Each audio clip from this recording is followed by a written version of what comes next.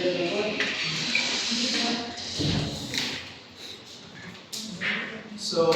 morning everyone. So we are in Group 1 and this is our pre-service teacher narrative report of Field Study 1. So based on the given question on the learning episode 1, which is entitled Learning Portfolio, this is the conclusion that we have drawn. A learning portfolio helps identify students' strengths and weaknesses by showcasing their progress and performance over time. It allows for reflective learning, enabling students and educators to see areas of improvement and growth. By tracking different activities and tasks, it provides a clear picture of both mastered skills and areas needing further development. Secondly, a learning portfolio encourages students to take responsibility for their learning by allowing them to track their progress over time, considering self-reflection on their strengths and areas for improvement.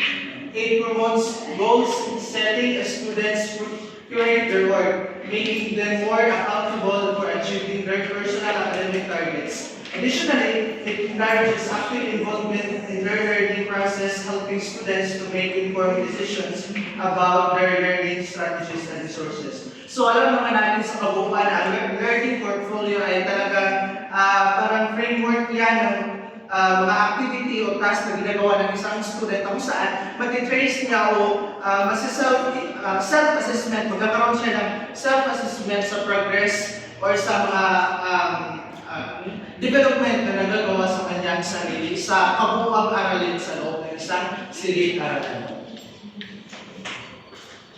So, let us now proceed to the learning episode. So, the stages of human development. So, the stages of human development include infancy, where rapid physical and cognitive growth occurs. Childhood follows marked by social, emotional, and intellectual development. Adolescence leads into adulthood, characterized by identity formation, independence, and ongoing emotional and cognitive maturity. So, as you can see dito sa screen, makikita nyo dito yung result na pag-observe namin ng isang adolescent and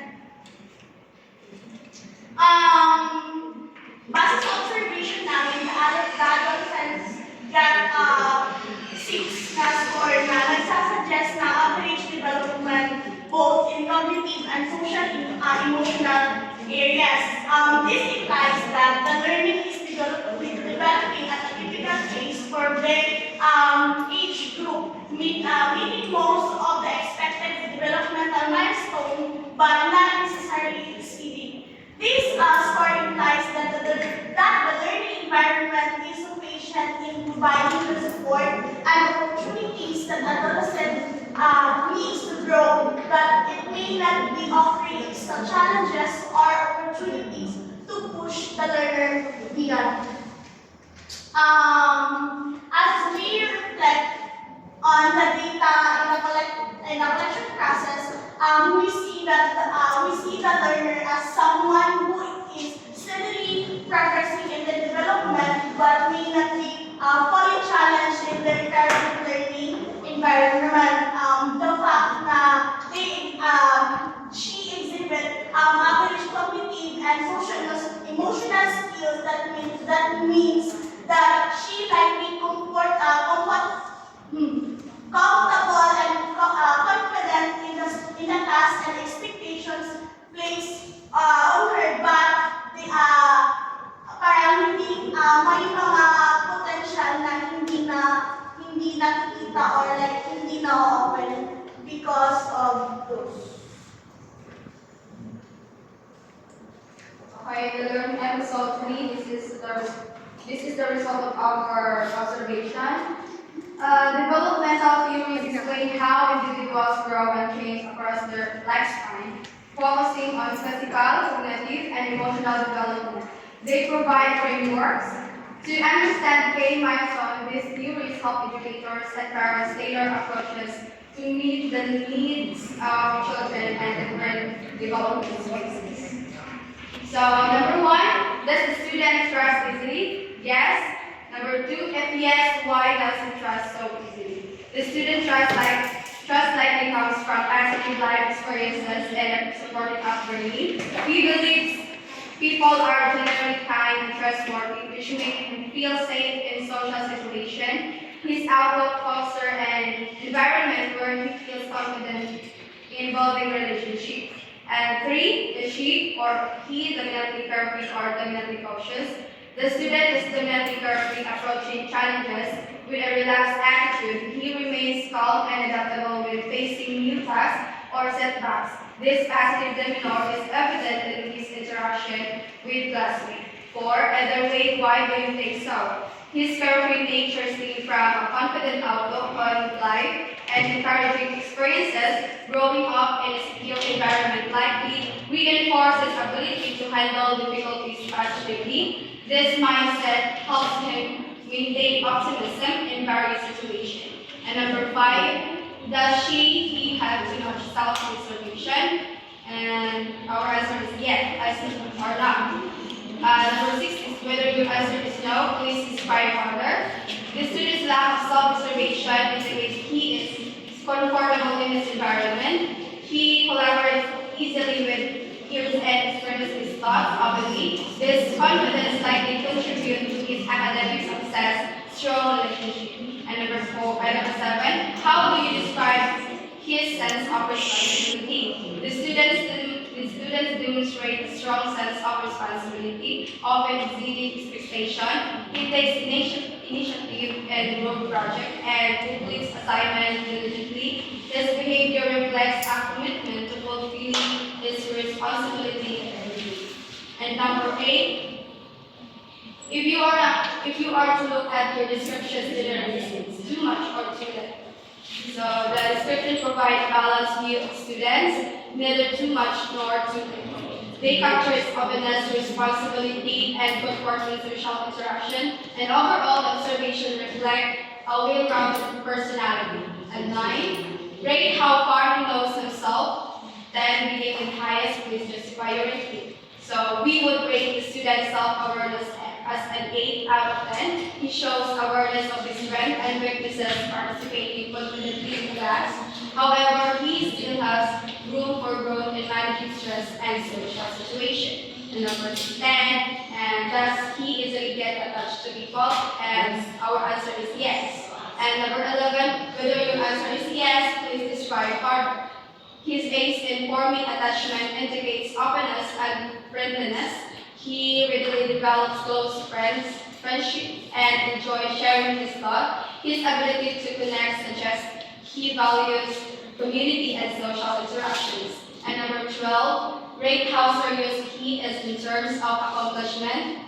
So we will rate the student's seriousness about accomplishment as a 7 out of 10. He puts in effort to complete assignments on time and demonstrate strong work ethic.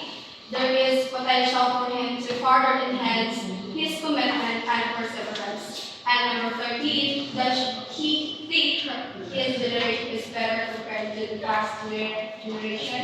And our answer is yes. And number 14 is whether your answer is yes, please describe further. He attributes his generation's advantages just to technological advancements and information accessibility. He appreciates how modern tools facilitate tasks and learning. However, he acknowledges the challenges of online interactions and potential intrusions overload. And this is our analyzation.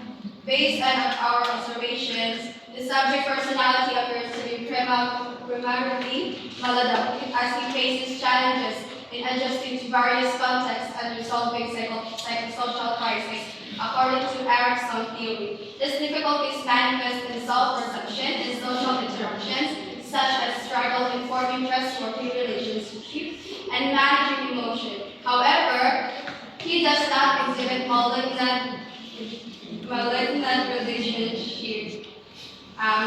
traits like hostility or pervasive negativity, which would indicate more severe personality issues. Instead, his tendency to trust others suggests a willingness to engage socially, differentiating him from those with a malignant personality. And overall, while he experienced difficulties that hinder personal development, these issues are not destructive enough to classify him as having a malignant personality.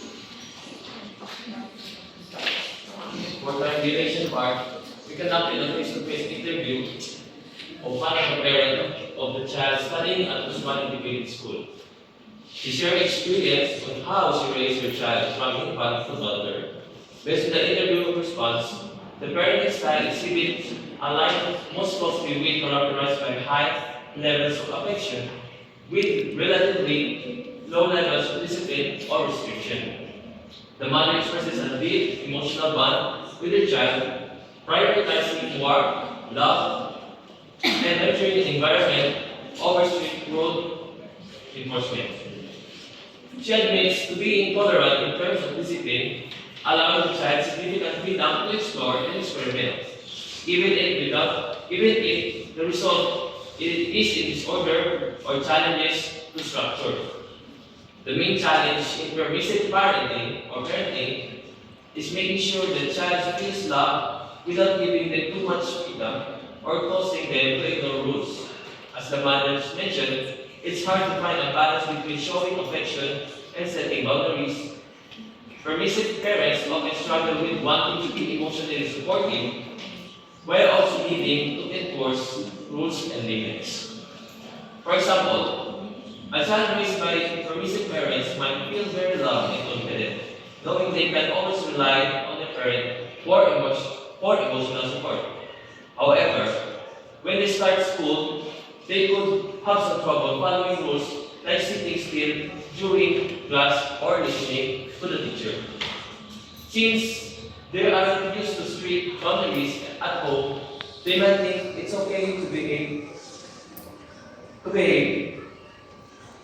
However, they want which could lead to issues with authority or difficulty working within structured environments. So yung disadvantages na magiging permissive parents is that yung parent is hinahayaan na yung anak niya na bigyan siya ng kalayaan sa bahay. Pero kung ang bata ay pupunta sa paaralan, ibig sabihin niya, ang bata ay magiging ini-expose niya ang kanyang freedom without these limits. In conclusion, the mother's permissive approach, while filled with love and emotional care, has room for structure. By embracing a more balanced authoritative style, she can provide her child with the tools needed to thrive emotionally, socially, and behaviorally. In conclusion, while making the Emersonian observation on the subject, my thoughts revolve around how the child's behavior and development align with Erickson's stages of psychosocial development. I consider the importance of the early years, particularly the stage of autonomy versus shame and doubt, toddler years, where children begin to assert independence and explore their environment. The mother's permissive approach, which encourages exploration without strict boundaries, could foster a strong sense of autonomy. But it may also pose the risk of the child struggling with self-regulation and understanding limits. I also thought about the possible long-term impact this might have on the child's ability to navigate future stages such as initiative versus guilt or the preschool years. In industry versus inferiority school age, where balance between freedom and discipline is crucial for healthy development. Overall, I reflected on the delicate balance required to nurture both independence and responsibility in children. Now, also second during the collecting activities of money and data. So now I'm going to share our learning episode 4 strategies of teaching appropriate to each stage of development. Teaching strategies should be tailored to each developmental stage. For young children, hands-on activities and play-based learning help build foundational skills. Adolescents benefit from collaborative learning and critical thinking exercises. while adults thrive in self-directed learning environments with real-world applications. So this is our observe. So six ang nandiyan sa elementary lang sa preschool, pareha gyapon.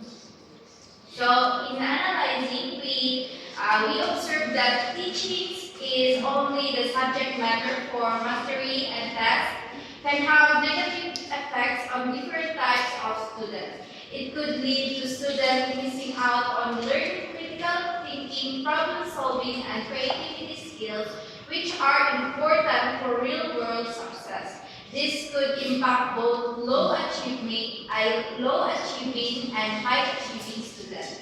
Number two, if I had to teach the classes for the different groups of learners that I observed, I think a student-centered approach would work better than the teacher-centered one. With a student-centered approach, students are to take charge of their learning through collaborative projects, group discussion, and hands-on activities that match their learning styles. So reflection, teaching is such an important job because it shapes the minds of the next generation. It's not just about knowing your stuff, but also about understanding how to teach well. To make sure that the students learn as much as possible, teachers need to follow a certain principles that help them teach in the best way. These principles are like a guide showing teachers how to have effective and interesting teaching experiences. One big principle is creating a positive and inclusive learning environment. When students feel safe, respected, and included, they are more likely to do well and enjoy learning. So this data is taken during our observation. So this is all based on our observation, silent heritage. So the best method, based on my observation, there is something called best method of teaching that works for all learners. But we have a different method, and the most effective approach that we can apply to our learners, especially in different groups of learners. And this factor must help the students, such as learners' characteristics, which student learning style, abilities, and interests can influence the best and teaching method, and to know the subject matter, where different subjects may require to different teaching approaches, and lastly, to know the learning objective, the goals of the lesson will be determining the most engaging students and activities that require them to think and encouraging students to work together on tasks and learn from each other. So there is no best method, no, like sa mga teachers na ulit tayo lahi-lahi na style sa pagtuturo. And natay, mga effective approach learning na mas dali makatunan o mas improve siya para sa student kaya ang mga students lahi-lahi sila o learning by high and low IQ. Next. So, and based on my observation, my reflection is strategy teaching. Strategy is choosing the right teaching strategy is crucial aspect of effective instruction, and it is involved carefully considering the learning objective, the characteristic of your students, and the context of your teaching. And also, the appropriate strategy is with the teacher know how learning objective and learning style that learners may respond differently to the various teaching method. And the lastly is the teacher must have cognitive ability, where the student with different cognitive abilities may require different levels of support and challenge.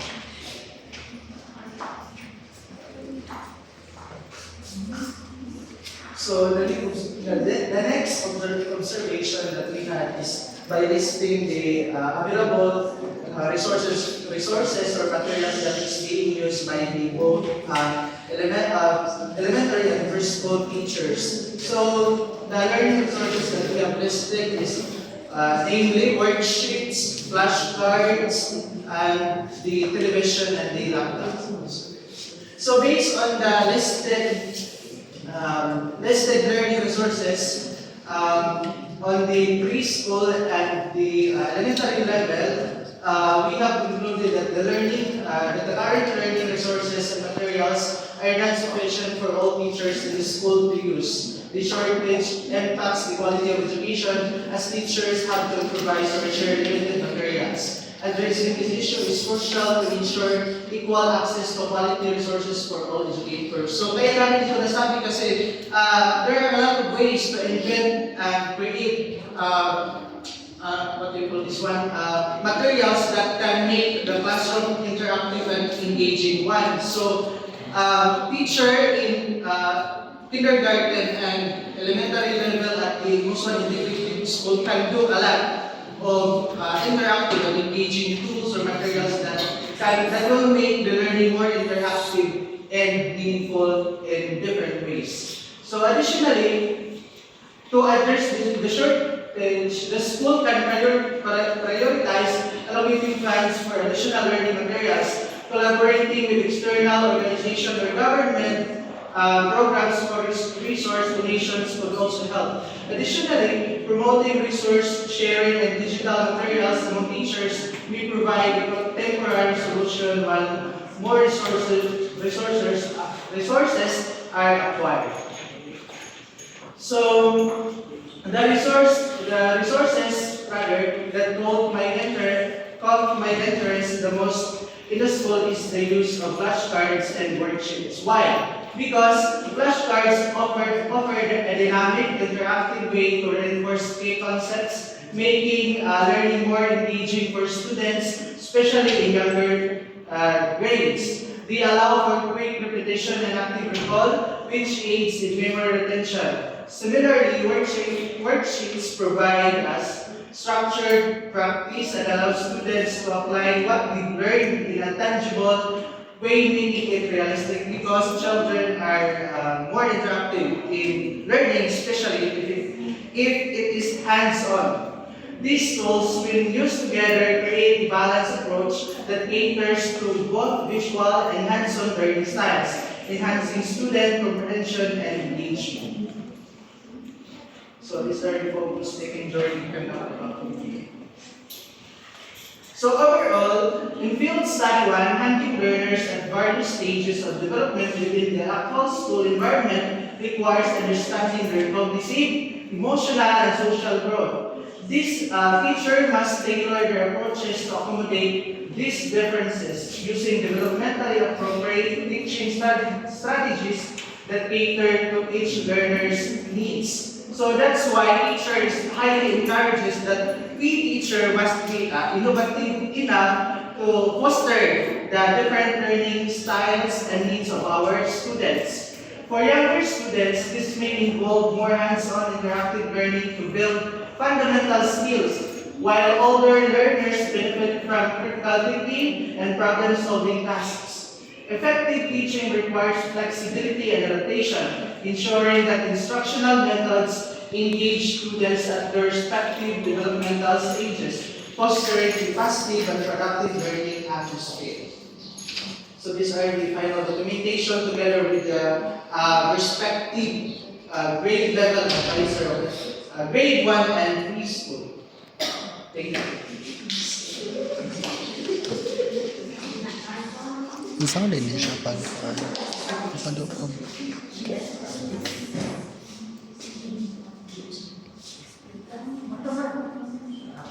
Isang din siya pagpalo. Saan niya pagpalo? So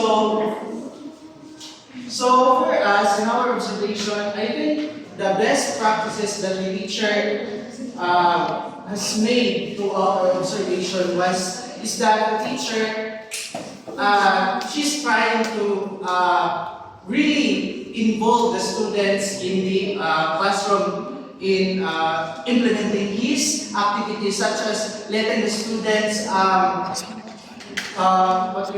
letting the students share their thoughts and collaborate really with his peers to make the class more interactive and engaging one. So the best practice that we can really share is that you as a teacher must be knowledgeable enough. You know how to handle your students in different ways. You know how to cater your students. You know the students, your individual students' strengths and weaknesses, so that you can implement different learning styles. It is not isa dito yung basis. So as a teacher, in delivering your lesson, your basis will be varied in different learning styles that will cater all the learning that we deserve, so that we can explore the world better.